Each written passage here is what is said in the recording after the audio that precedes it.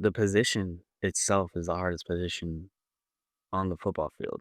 So, but think about it, right? Every position, if we just start off even at Pop Warner, right?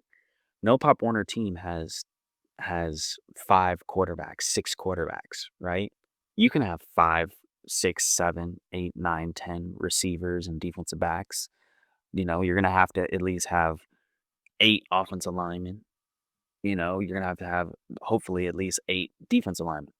But the number of a quarterback on any team is always gonna be low with how many that you have, right? So then you go up to high school. Now the position's a little harder, the players are a little faster, everybody's a little better, your IQ has to be a lot higher, and that naturally, even from freshman football to JV to varsity, you're gonna see which players can continue to play quarterback and which players cannot.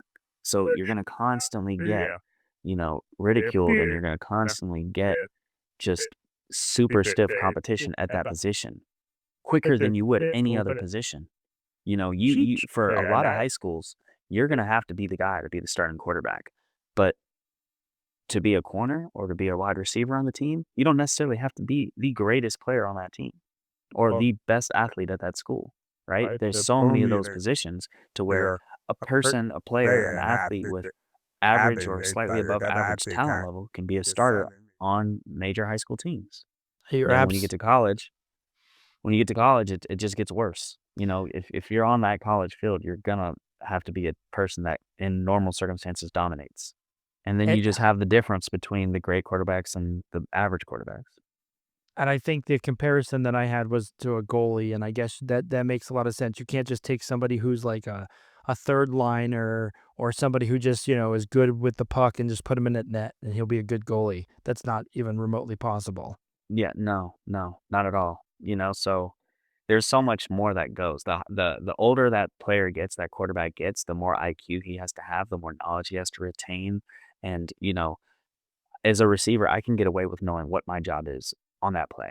That quarterback cannot get away with just knowing one person's job. He needs to know and direct other people's jobs. He has to be able to recognize things and change everyone's job.